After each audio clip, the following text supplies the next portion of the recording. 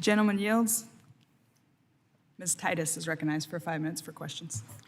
Thank you very much. Mr. Secretary, it's nice to see you again. Thank you for your patience and waiting for us to come back to vote. It was great to have you in District 1 as we announced the speed train to California. That's going to create a lot of good union jobs, and it's going to be funded right out of that bipartisan infrastructure law. So thank you for working with us on that.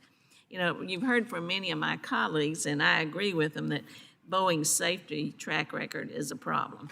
In fact, I saw a cartoon in the paper the other day that said that airlines were given extra mileage points if you'd sit in the exit row and hold the door on during the flight.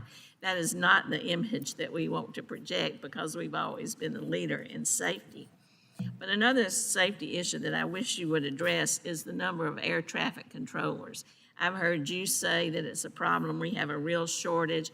There's a hiring target of 2,000 in the fiscal year 2025. I worked with Mr. Yackham on an amendment to the FAA bill to do maximum hiring through the FAA Academy. Could you talk about those deadlines and if there's anything we need to do to help the Academy with resources or changes that will help us to try to catch up to this shortage?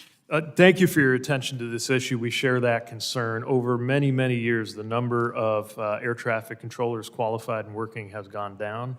The good news is that's finally stabilized and begun to go up a little bit, but the problem is we need it to go up much more quickly. In order to do that, we've requested, as you mentioned, funding for to hire 2,000 in the coming fiscal year. We would welcome your support for that funding. We've also worked to increase the what we call the force multiplier of CTI, collegiate training initiatives that can work alongside, never at the expense of, but alongside our excellent facility in Oklahoma City to help get more controllers qualified quickly. And certainly eager to continue working with you both to implement all the provisions of the FAA reauthorization and just to make sure that the funding and the recruiting stays on pace.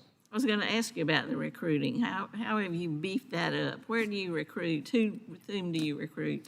So we get a remarkable number of applicants every time we open a cycle, and we're encouraging people from all walks of life to consider a career that can be rewarding and lucrative.